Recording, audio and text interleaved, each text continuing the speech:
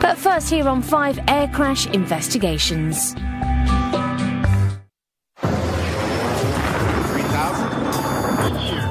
We're not getting any oxygen. We have the terrain alarm. Aero Peru 603. We are in an emergency.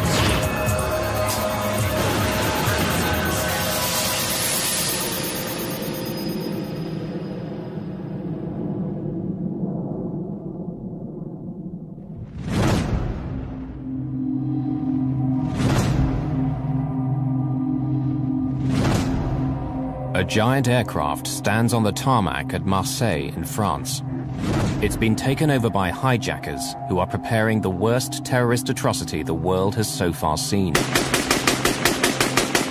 The men are heavily armed and carrying powerful explosives. The French Prime Minister faces a terrible dilemma. Storm the plane, lose 173 passengers and crew. But let it take off, and there'll be an even bigger price to pay. This will become a blueprint for defeating a terrorist hijacking. With eyewitness testimony and video recordings, this is the inside story of the hijacking the world forgot.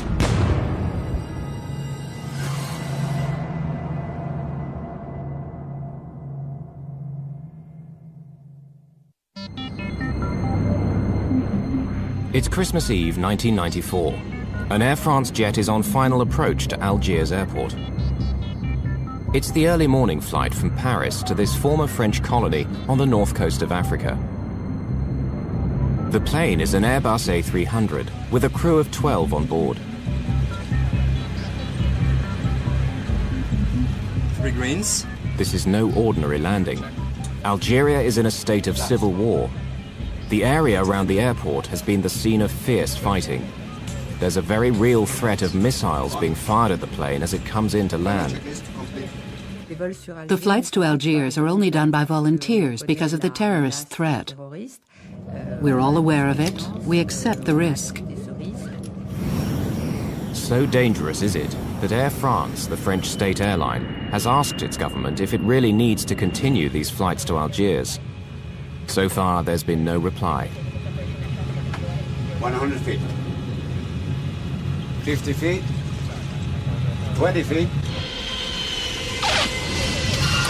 Leader thrust engaged. The captain of Air France Flight 8969 is Bernard Delem, a highly experienced pilot. This is his first ever television interview. The events are still so threatening to him that he'll only appear in silhouette. There were some security measures, like on any other flight, and a few extra ones since we were in Algiers. But at my level, I had no qualms about flying there. Even now, 10 years later, I can still say that I like doing in Algiers.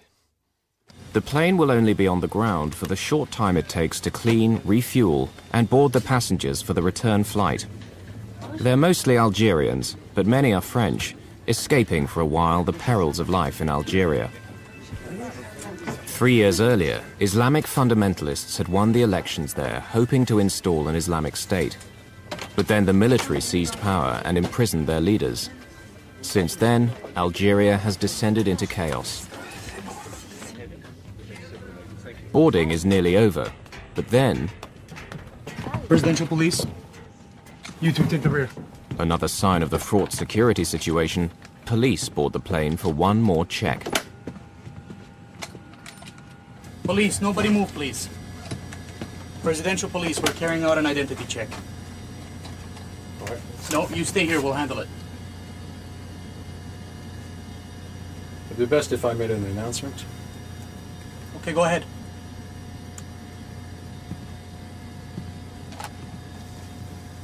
Ladies and gentlemen, good day. This is your captain speaking. There will be a short delay while the police will come to their cabin to carry out a passport check. Please remain seated. We apologize for the inconvenience. We should be on our way shortly. Passport. Passport. When they came towards us, they were armed. And that's really unusual. Passports, please. This unauthorized delay to Flight 8969 is making the military suspicious. Algerian special forces, known as the Ninjas, are already heading towards the plane. I looked outside and I could see the ninjas out there, the Algerian Special Forces. I said to myself, why are there so many of them? Tarut means infidels. And when he said that, I knew straight away that they were terrorists. There it was. All of you, get to the back! Hurry! Shut that voice of Satan! Sit down! You two, don't move! Nobody move! We are not the police. We are Mujahideen. The men are not police, but terrorists. They belong to a violent group of Muslim extremists. They aim to force an Islamic State on Algeria, no matter what it takes.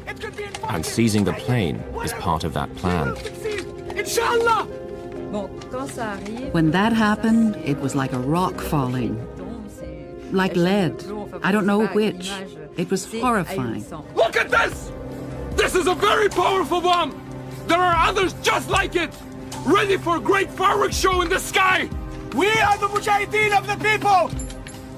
God has chosen us to die, and you to die with us! The leader, 25-year-old Abdullah Yahya, is a notorious killer. There is nothing to fear! God awaits us all in his heavenly paradise!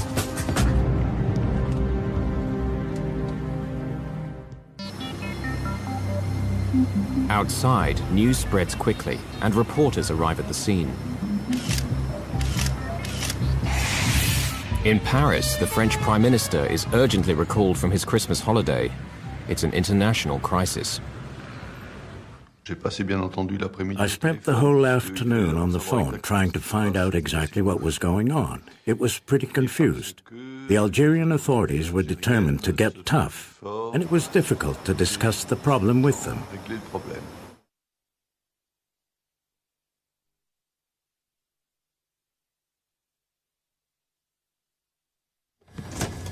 Give me your jacket, Captain. Back in Algiers, the terrorists decide to put on the flight crew's uniforms to confuse any army snipers. Meanwhile, in the cabin, one of the terrorists is not happy with what he sees. Cover your head! Cover your head more! You too! Their Islamic customs were not being respected. Men and women sharing the same toilets, sitting next to each other, and above all, women with their heads uncovered. Unacceptable! Move towards the That back. was intolerable for Lotfi, and it threw him Cover into your a head. rage. What do you mean? Now, 2 hours into the hijacking, the terrorists want to talk to the Algerian military. You in the tower! We have taken control of this Air France flights. We are the armed Islamic group. Do you hear me? Do you understand? Do you hear me? What is wrong with this thing? They don't hear me. They couldn't hear you because you both talked at the same time. You have to start again. You tell them. Do it. Air France 8969. What do you want me to say?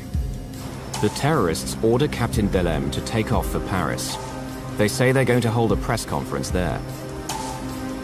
But the plane can't move. The passenger boarding stairs are still attached, and the Algerian authorities have parked vehicles to block the runways. Air France 8969. The passenger boarding stairs are still in place. Please remove them immediately. They meet with a blank refusal. Things are starting to go wrong for the hijackers. The Algerian strategy is not to give way on a single point, but it's a dangerous policy, as they are soon to find out. We are going to blow up the world! We are going to blow up the plane and everyone in it! Do you hear me? Do you hear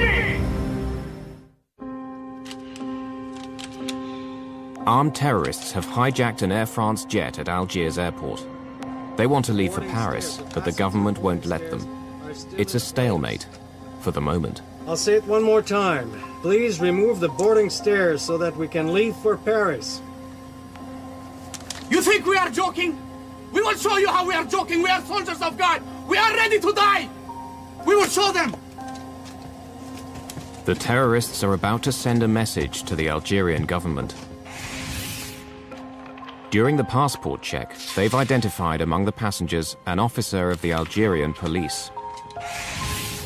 Then 2 rows behind me, there was a policeman. Can you come with us, please? We need your help. He asked the policeman to follow him.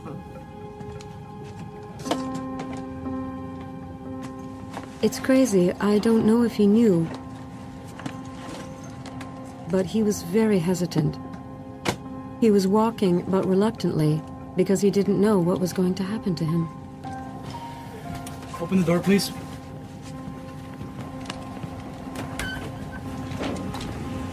So please take our message to the government.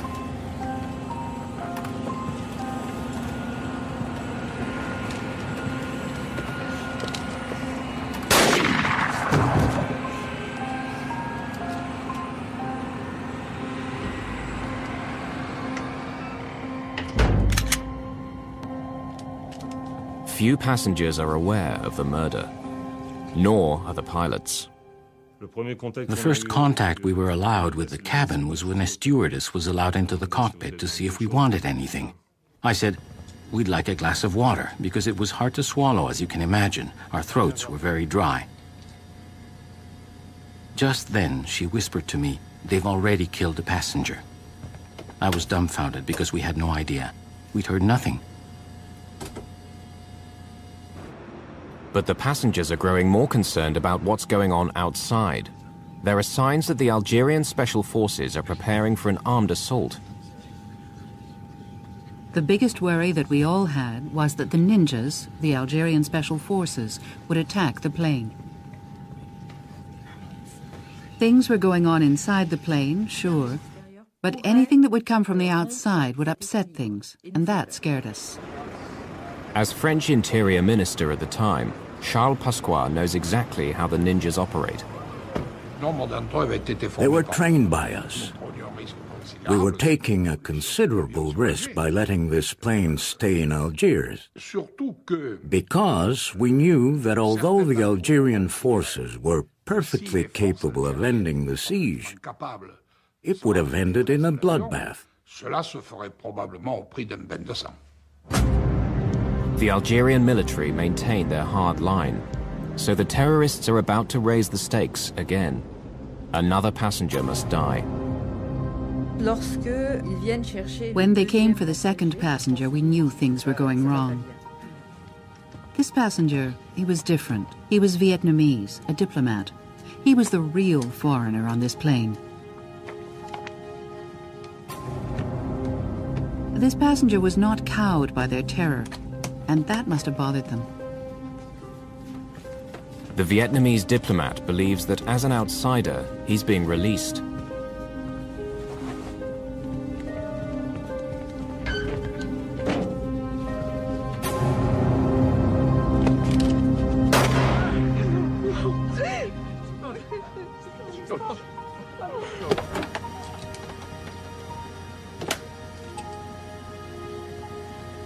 The stewardess went back to the cabin and came back with a bottle of water and some glasses. She served us and whispered, it's not one now, it's two.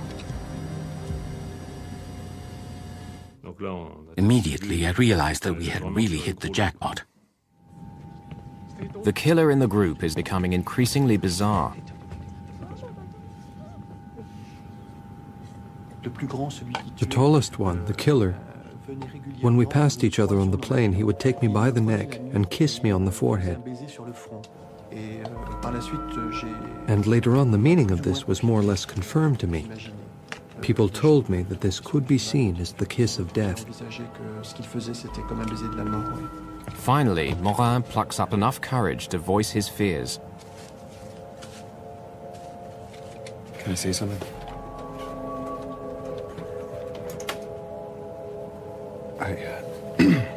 I want to ask you a favor.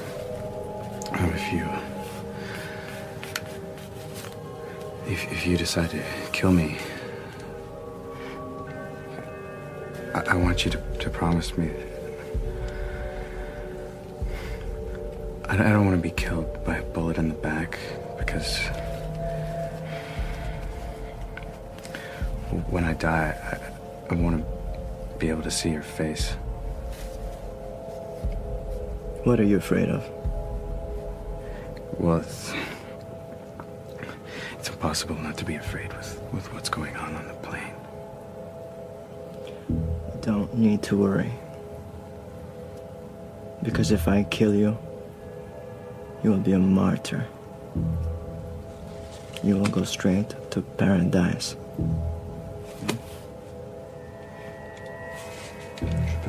I can tell you that it didn't make me feel any better. In Algiers, it's stalemate. Neither side is giving way. In Paris, the French leaders are frustrated. They believe their own special forces could bring the hijacking to a safe end. But the Algerians refuse to let foreign troops in to sort out an Algerian problem. I asked the Algerian authorities extremely forcefully and urgently to let the plane take off, because I considered that it was a French plane belonging to Air France, which, although it had on board a majority of Algerians, had dozens of French there too. So it was for us to solve the problem.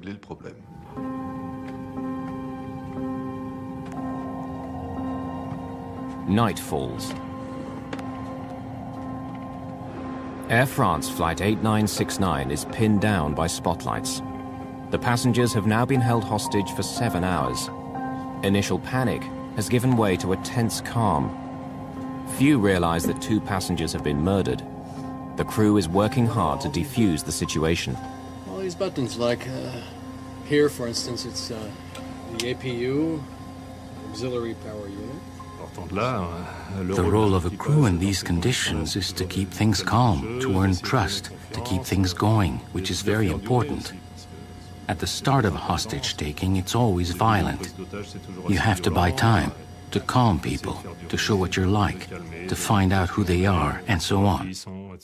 And then try to gain their trust.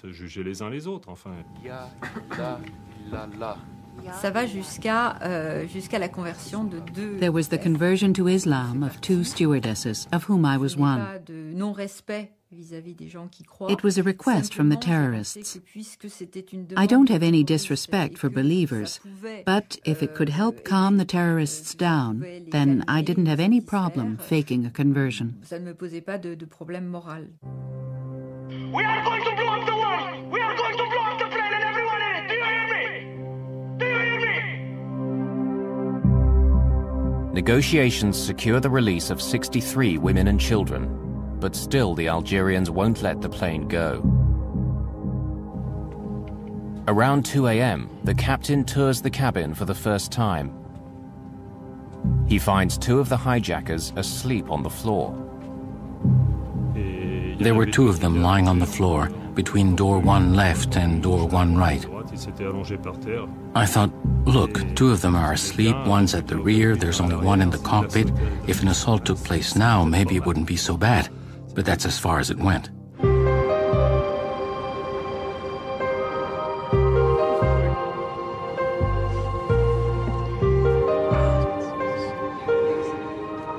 It's Christmas morning. During the night, as the passengers have been struggling to sleep, things have been happening. The French government has decided to send its special forces to the island of Majorca, as close to Algeria as possible, without being accused of interfering. Colonel Denis Favier was then a major in charge of the French counter-terrorist unit, the GIGN. Since the hijacking, it's feared that terrorists have put a price on his head, and he doesn't want his face to be seen. The decision was taken to send GIGN to Majorca. An Air France aircraft was put at our disposal, identical in every respect to the hijacked aircraft, as well as an experienced crew who knew the technical side, all the details of the plane. En route to Majorca, Major Favier's men have familiarized themselves with every detail of the A300 Airbus, in the expectation that they will get the chance to attack the plane. The Algerian government has another trick up its sleeve. They've managed to identify the terrorist leader, Yahya, and bring his mother to the microphone to try to weaken her son's resolve.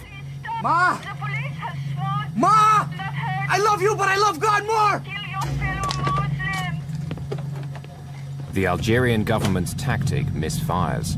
It sends Yahya into a boiling rage. They went and got my mother. Can you imagine that? My mother! They went and dragged my mother over here! How many French are back there? One man and woman. Go get the man. What do they think they're playing at? What do they think they're doing?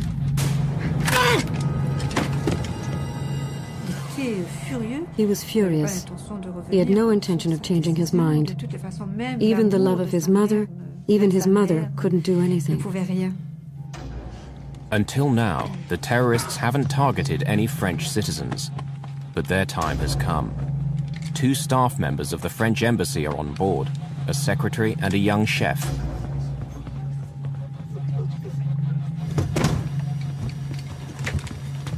Okay, now we will teach you how to play games with us. Are you listening to me? You tell them that if they don't let the plane take off, we will kill every single passenger one by one. Tell them. My name is Yannick Beunier. I work at the embassy. They're threatening to kill us. If you do nothing, they'll start the executions. You've got to do something, and quickly. Quick as you can. We care nothing for you. We are soldiers of God. We'll kill him and we'll throw him outside the door. You can come and pick him up. Get me a magazine. He was terrified, Yannick. He was looking at me, but he was terrified. Was he pleading with me to help him? Was he? You two, we better off going back to your places. Go!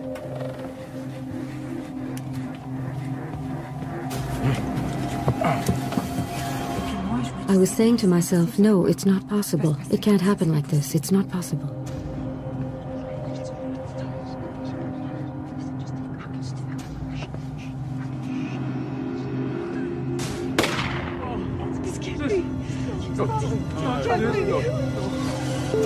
The door-open warning light confirms that the terrorists have carried out their threat. Air France 8969. You happy now? See what you get when you play tough. We witnessed at a distance the execution of this man. It was something we lived through with great emotion in Paris, because we were patched into the conversations between the plane and the control tower. The French government can no longer stand by and do nothing. Prime Minister Balladur gets on the phone and threatens his Algerian counterpart.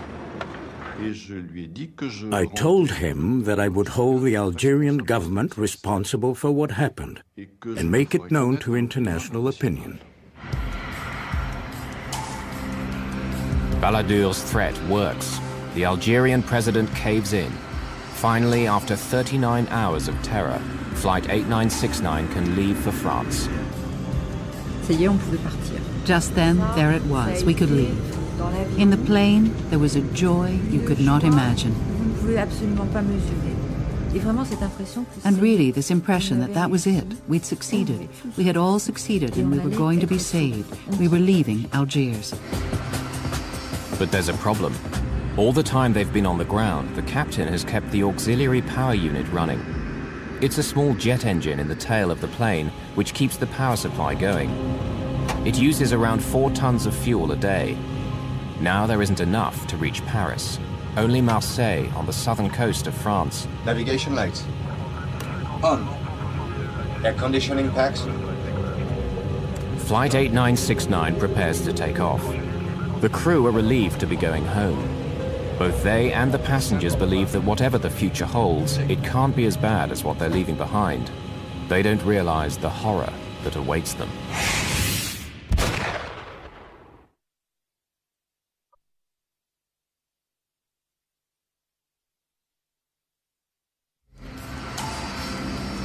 After 2 days of terror and the death of 3 passengers, the Algerian authorities are allowing Flight 8969 to leave for France.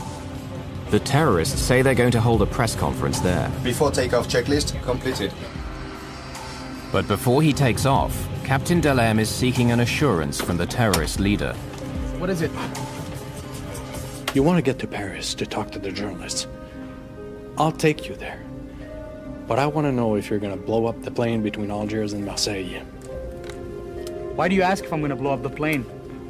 Because the responsibility for these passengers is on my shoulders. No, there's nothing to worry about for you or the passengers. We fly to Marseille, like you said, refuel the tanks, and then we go to Paris. I give you my word. All right. Me, I believe them when they told me that the plane would not be blown up between Algiers and Marseille.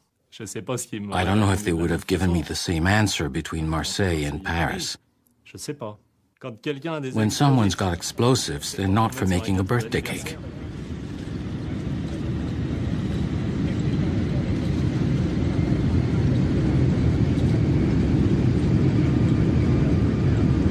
We have two terrorists strapped in their seats in the cockpit, and they're so excited. They're like kids, excited, happy.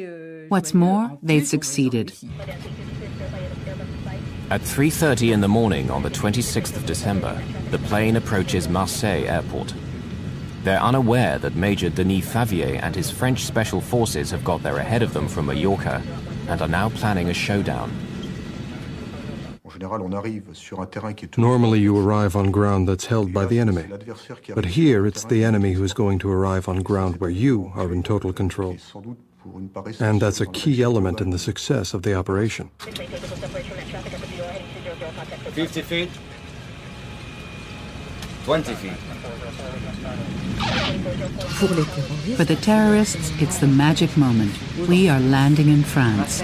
We'll get fuel. We'll get provisions to take off again and go to Paris, because that's the objective. The airport is very dark. There are the lights of the plane and the little car, the Follow Me car, which we follow, and we do not go to the terminal. The plane is being deliberately led away to a remote corner of the airfield. Tension is very high because the French government has received some alarming news. While the plane was flying towards France, we received other information, according to which the terrorists planned to use the plane to carry out an attack on Paris.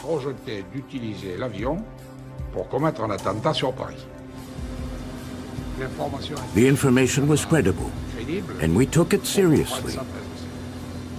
So the decision was made that no matter what, the plane would not take off from Marseille. No matter how high the price may be, the plane would not take off. We picked a very precise spot for the plane to park, and then we just played for time.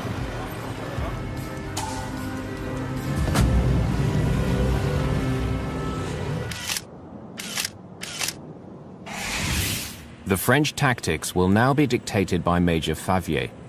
His plan is to wear the terrorists down. Whilst always appearing conciliatory, the French will spin out negotiations as long as possible. They know that Yahya and his men must be tired. The hijacking has now gone on for almost 2 days. Air France 8969, we require immediate refueling. 27 tons! 27 tons. The terrorists have learned from the flight crew that 27 tons of fuel will fill the tanks, far more than the 9 tons needed for the journey to Paris. It appears to confirm the intelligence report that the plane is to be used as a firebomb. They say it's not possible because of the killings, because of what happened in Algiers. It's in all the papers. The workers who do the refueling are afraid. They won't come near the plane. Tell them we want to go now. We'll do a press conference in Paris. Air France 8969, they want to leave for Paris right away. They wish to hold a press conference in Paris.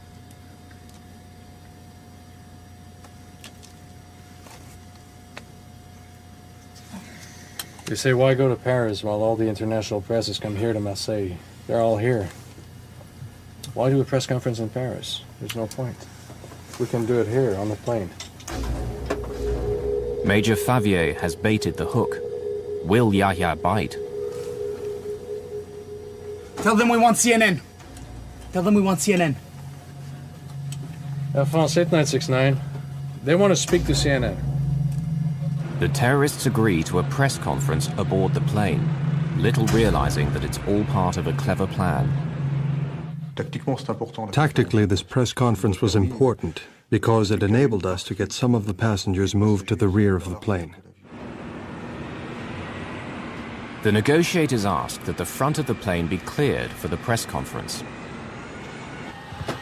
The real reason is to create a clear area for the French special forces when they storm the plane.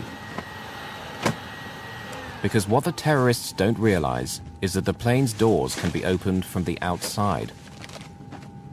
Are they coming? No, not yet. By now, the plane has been sitting on Marseille's taxiway for 12 hours. The French special forces know how many terrorists there are and where they are. It's believed the French special forces planted microphones on the fuselage of the plane. Now they're waiting for the sun to go down to take advantage of the dark. On the plane, they know nothing of this. They're still waiting for the press to arrive. Tower 8969. Everything's ready here. You can send the press now.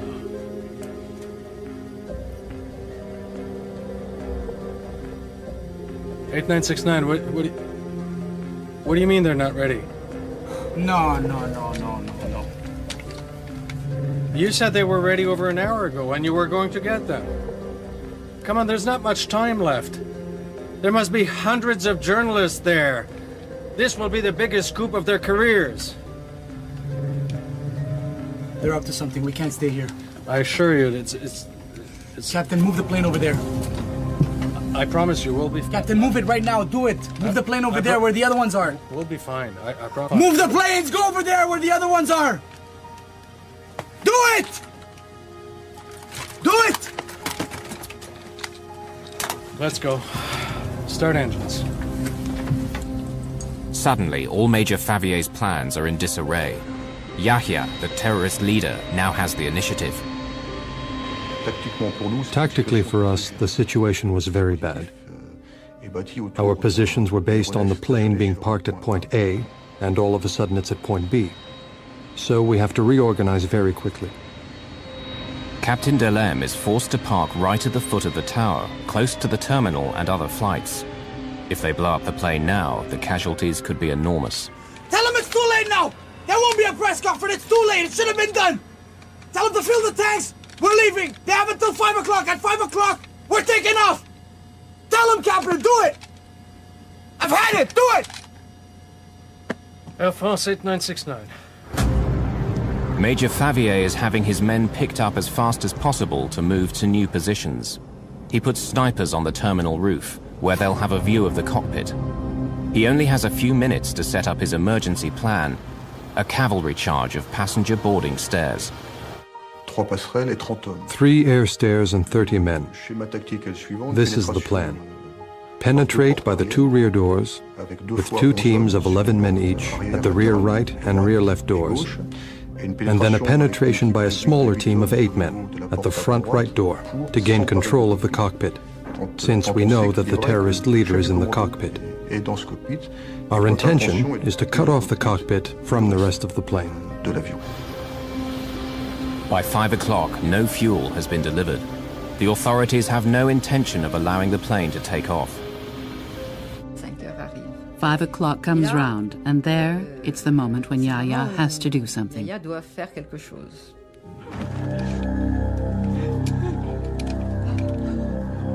Yahya enters the cabin to choose his 4th victim, but he seems reluctant.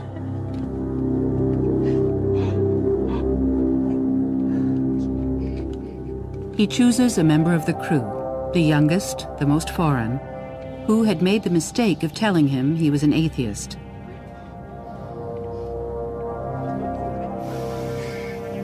I don't want to do this. But I got no choice.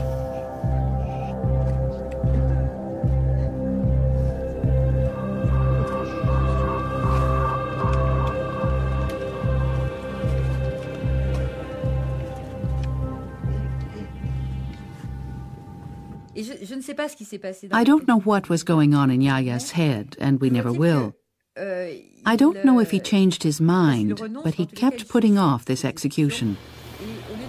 So instead of that, he fired on everything around. qu'il y a autour de lui.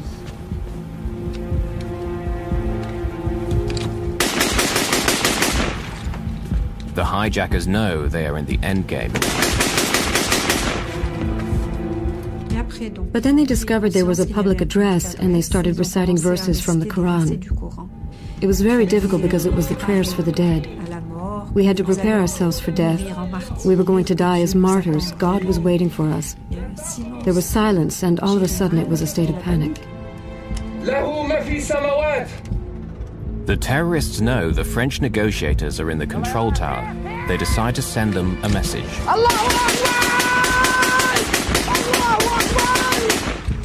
One of the terrorists opened the side window of the cockpit and hosed down the control tower.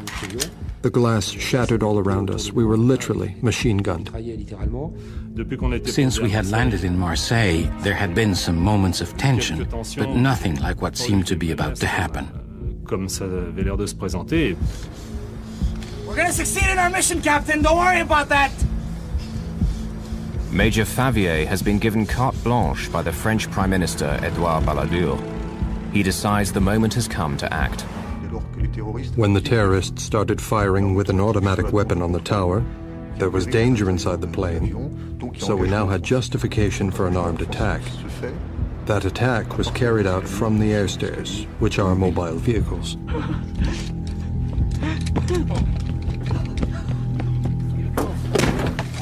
They're coming! The Taru are coming! At that moment, everybody understood, them and us, that it was the beginning of the assault. The cavalry charge is underway. This is actual footage of the attack. There are 8 of us on the front right air stair. The first air stair gets to the aircraft. There's a small problem with the height, as it was a little bit higher than the door. The door hits the top of the air stair, a slight step back, the door opens, the air stair touches the plane, and the group goes in. Then it's the apocalypse.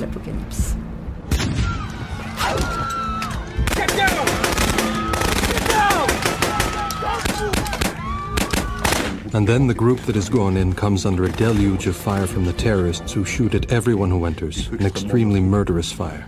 There's not a moment's doubt about the nature of this gunfire. They are shooting to kill. At the rear of the plane, the other 2 squads of Favier's men enter. So I hear, hands on your head, don't move, hide, get down as low as you can. I just wished to escape. The situation we were in was extremely violent, so I pulled the overcoat I had over my head so I wouldn't see the tracer bullets whizzing past, nor what was going on around. Hundreds of bullets are whistling through the cabin. Grenades are exploding. There's smoke and confusion everywhere. I was in a rather bad spot, so I tried to make myself as small as possible. You stop breathing, and you imagine that you're hard enough to stop the bullets. The snipers on the terminal roof can see the terrorists in the cockpit, but frustratingly can't get a clear shot. The co-pilot is blocking their view. But that problem is about to be solved.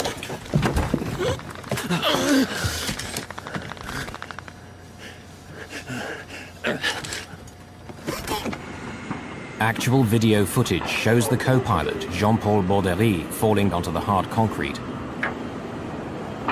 Yet he still manages to stagger away to safety.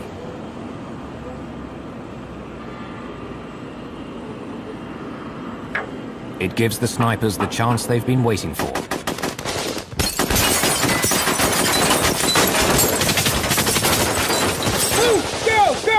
At the rear of the cabin, the French Special Forces is evacuating the passengers through a hail of gunfire. But cabin steward Christophe Morin finds himself unable to escape. I tried to take with me a woman, a passenger who had been sitting next to me, but she was too fat, she could not come. So we just held hands. Unbelievably, only a few minutes after the assault began, most of the passengers have been rescued. By now, only 1 terrorist is left alive, but he's going down fighting. There was only the flight engineer and me left in the cockpit. We looked at each other. and there's just this one terrorist. He looks at us, one after the other. His 3 colleagues are here, dead or nearly so. Out of spite, he could have killed both of us. He didn't. What more can I say? I think that after 54 hours, there is mutual recognition and respect, quote-unquote, between the terrorists and the hostages. Yes, bonds were created in this drama. And I think these bonds were activated, and that they perhaps contributed to saving the lives of some members of the crew. The French news footage captures amazing scenes of the battle. A GIGN man is blasted out of the plane by gunshots. The final surviving terrorist holds them at bay for almost 20 minutes, but his time and his ammunition are running out.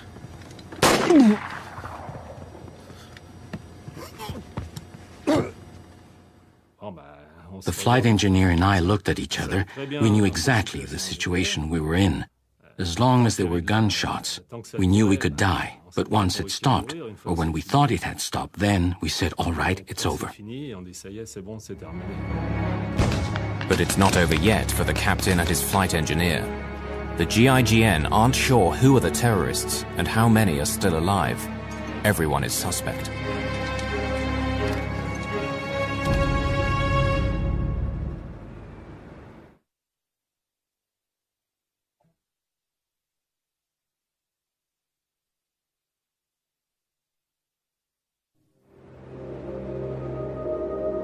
The battle around the cockpit has been so fierce that everyone believes the flight crew are dead. The French special forces suspect that any survivors may be terrorists in disguise. The flight engineer is hustled off the plane and handcuffed. Get up! Hands on your head. I'm the captain of the plane. I will get out, but not with my hands on my head. I would never have left the cockpit with my hands on my head. After all I had been through, I would not be punished like a child. When we saw Bernard and Alain come out, we couldn't believe it. Alain was handcuffed and his shirt was covered in blood. He said, "I'm deaf, I'm deaf." But we said, "Yes, but you're alive." We told them, "He's our flight engineer, let him go." It was incredible.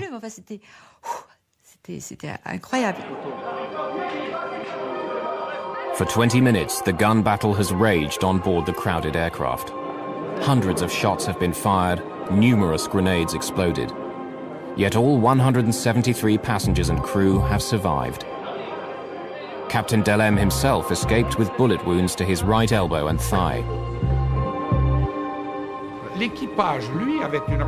The crew had a specific responsibility, the duty to save the hostages and to safeguard the plane.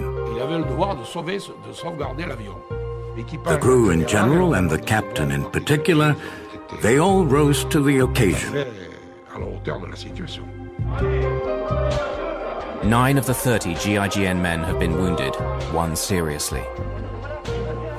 When I assessed the gravity of the GIGN men's injuries, and when we learned that none were fatal, then yes, I could consider that the operation overall had been a success.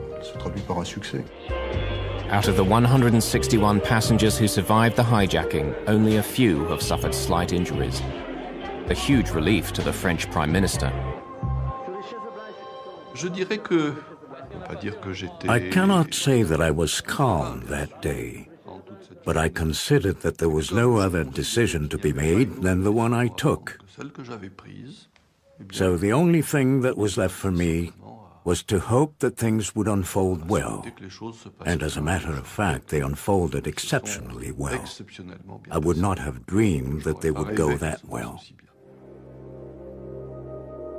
All the French special forces and the crew members received high national honors for their courage. For a long time, I kept seeing the faces of the 3 dead passengers that I couldn't save. Then, when the time of the medals came, I realized that I had helped save 170 people. It's a lot more gratifying, and it allowed me to mourn and get over it. I don't wear the medal, but I'm proud of having it, and I consider that we deserved it. We only did what we were supposed to. Our job. It was a textbook mission, one of the most successful anti-terrorist operations ever carried out.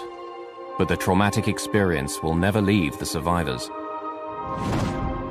Zahida Kakachi, the passenger, could not stay in Algeria.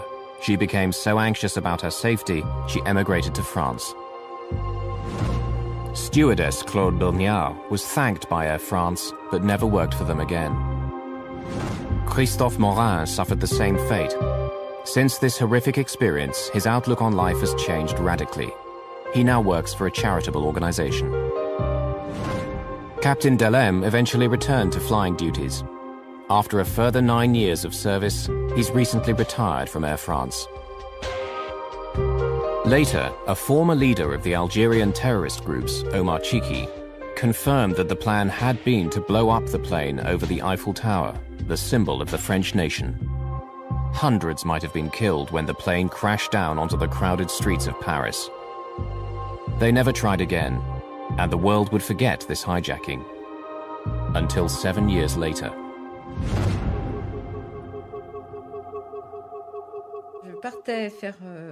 I went to do some shopping and I bumped into a friend who said a plane has crashed into the World Trade Center. I went home and stayed sitting in front of the television for 24 hours. I couldn't move or eat or do anything. All those images came back to me, and I asked myself, is that what was supposed to happen to us?